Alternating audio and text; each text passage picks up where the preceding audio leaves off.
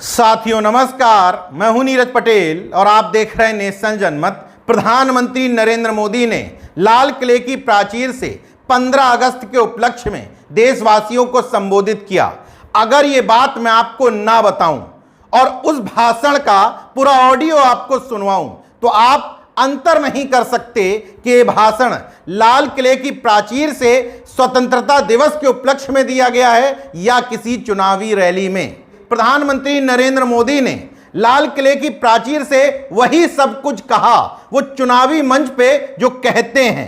विपक्ष पर हमला, खुद की आत्ममुग्धता मतलब खुद की सरकार की तारीफ, तुष्टीकरण की बात, 1000 साल पहले किसी आक्रमणकारी की चर्चा करते हुए हिंदुत्ववाद का घोल भी पिला दिया और तो और खुद के लिए वोट भी मांग लिए। आत्ममुग्धता का आलम ये कि खुद से घोषणा भी कर दी कि अगले साल फिर से लाल किले की प्राचीर पर तिरंगा फहराऊंगा, जबकि उससे पहले 2024 का चुनाव है। वो चुनाव तय करेगा कि कौन झंडा फहराएगा कौन नहीं। ये बताता है कि आत्ममुग्धता से ग्रसित प्रधानमंत्री जी किसी भी मौके पर वोट मांगना नहीं छोड़ते। खैर, लाल किले की प्राचीर से जो भी कहा गया उसमें सबसे ज्यादा चर्चे 2 मामलों के हैं।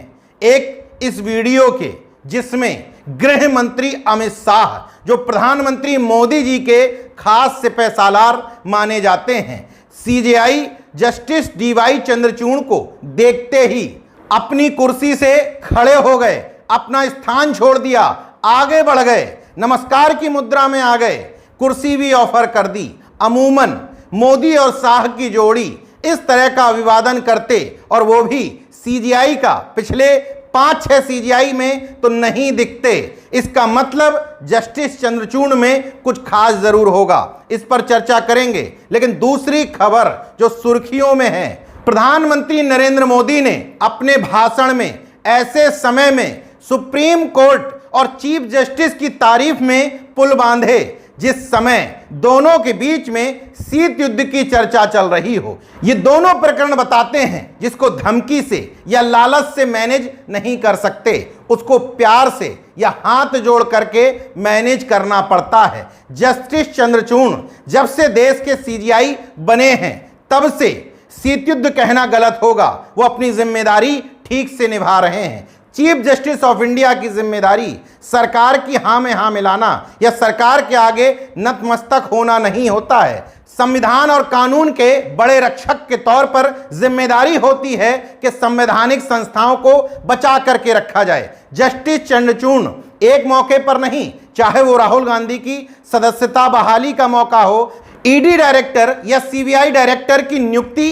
या सेवा विस्तार का मामला हो या मुख्य चुनाव आयुक्त की नियुक्ति का मामला, यहां तक कि मीडिया पर अंकुश लगाने के मोदी सरकार के निर्णय की आलोचना करते हुए सीधे सीधे जस्टिस चंद्रचूड़ ने कह दिया था, मजबूत लोकतंत्र के लिए प्रेस की आज़ादी बेहद जरूरी है। सरकार की आलोचना का मतलब किसी टीवी चैनल के लाइसेंस को रद्द करना नहीं होता है और ये कहते हुए एक टीवी चैनल के लाइसेंस को बहाल कर दिया था जिसको मोदी सरकार ने रद्द कर दिया था। मीडिया के तमाम सारे कार्यक्रमों में सीजीआई सवाल उठाने वाले मीडिया के पक्ष में दिखाई दिए।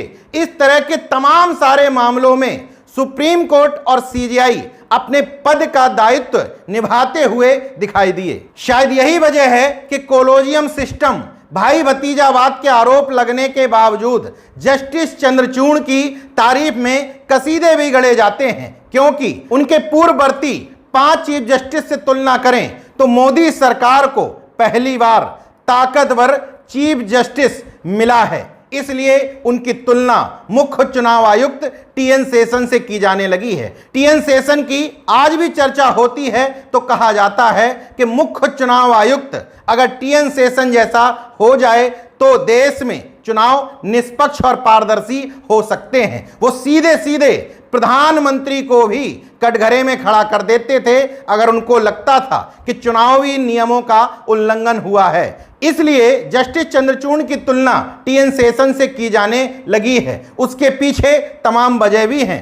अगर पूर्ववर्ती 5 चीफ जस्टिस की बात करें तो justice Deepak Mishra, justice Ranjan Gogoi, justice S A. Bobde, justice N V. Ramana और जस्टिस यू ललित, इन पांचों लोगों की नियुक्ति पर मोदी सरकार से करीबी होने के आरोप लगे। जस्टिस दीपक मिश्रा के समय की यह खबर देखिए। अमित शाह के पुत्र जय शाह पर जब आरोप लगे तो उस मामले की सुनवाई करने से जस्टिस दीपक मिश्रा ने खुद को अलग कर लिया था। एक वो दौर था, एक ये दौर है जब भारी आलोचनाओं के बावजूद अमित शाह की निगाह जब जस्टिस चंद्रचूड़ पर पड़ती है तो उनके हाव भाव बताते हैं कि वो अंदर से हिले हुए हैं। जस्टिस रंजन गोगोई की बात ही क्या करना, बाद में राज्यसभा भी पहुंच गए। कहा गया कि राम मंदिर मामले पर जो फैसला उन्होंने तथ्यों को, कानून को, संविधान को ताक पर रखकर धार्मिक मान्यताओं के आधार पर दिया है, उसी का इनाम देते हुए उनको राज्यसभा भेजा गया था। उनके समय की एक और तस्वीर जो बेहद वायरल हुई थी, आजादी के बाद से कभी कोई प्रधानमंत्री सुप्रीम कोर्ट के चीफ जस्टिस से निजी मुलाकात करने नहीं पहुंचा। देश में ऐसी परंपरा ही नहीं है। केवल सार्वजनिक कार्यक्रमों में, राष्ट्रपति भवन में, शपथ ग्रहण में ही इन लोगों की मुलाकात होती है। मगर उस समय राफेल विवाद चल रहा था, तमाम महत्वपूर्ण मामले मोदी सरकार के खिलाफ सुप्रीम कोर्ट में थे। ऐसे समय में जब मोदी सरकार खुद एक पार्टी थी, पीएम मोदी का सुप्रीम कोर्ट पहुंच करके चीफ जस्टिस से निजी मुलाकात करना न्यायिक सिस्टम के लिए घातक बताया गया था। और उसके बाद जब इनको कुर्सी नसीब हो गई तो उन आलोचनाओं को और बल मिला था। जस्टिस यू ललित अमित शाह के वकील रहे थे। आरोप लगाया गया कि इसका इनाम भी उन्हें मिला और दिखा भी। जस्टिस यू ललित उस दूसरे जस्टिस में शामिल थे जो किसी भी हाई कोर्ट के जज हुए बिना सीधे सीधे वकील से सुप्रीम कोर्ट पहुंचते हैं और सुप्रीम कोर्ट में CJI, chief justice of India बन जाते हैं। तो इस तरह के दौर में जब मोदी सरकार चीफ जस्टिस को मैनेज ना कर पा रही हो और चीफ जस्टिस के निर्णयों के विरोध में उसको अध्यादेश लाना पड़ रहा हो, भले ही वो दिल्ली सरकार को मिले ट्रांसफर पोस्टिंग के अधिकार का मामला हो या मुख्य चुनाव आयुक्त की नियुक्ति का मामला, मजबूरन मोदी सरकार को इन दोनों मामलों में अध्यादेश लाना पड़ा, क्योंकि चीफ जस्टिस ऑफ इंडिया ने वही निर्णय दिया जो संवैधानिक तौर पर सही था। इसलिए सत्ता के मद में चूर, अहंकार से भरी हुई मोदी शाह की जोड़ी जब जस्टिस चंद्रचूड़ के प्रति इस तरह का व्यवहार करती है तो उसकी चर्चा तो होनी ही थी। सिपह सालार हाथ जोड़ करके खड़ा होता है, कुर्सी ऑफर करता है। हालांकि प्रोटोकॉल में सीजेआई देश के केंद्रीय मंत्री से ऊपर होते हैं, मगर किसी भी अन्य सीजीआई के साथ अमित शाह का इस तरह का व्यवहार रिकॉर्ड नहीं किया गया। और अभी तक लाल किले की प्राचीर से दिए किसी भी भाषण में सुप्रीम कोर्ट की तारीफ नहीं की गई थी। इसलिए इन दोनों घटनाओं की आम चर्चा होना लाजमी है। ये दोनों घटनाएं इस बात के लिए भी नजीर की तरह हैं कि अगर हौसला है, नियत है, ईमानदारी है तो बड़े से बड़ा तानाशाह भी आपके आगे सिर झुकाता है। देखते रहिए नेशन जनमत, जागरूक और सजग बने रहिए। जय विज्ञान, जय संविधान, जय लोकतंत्र। धन्यवाद।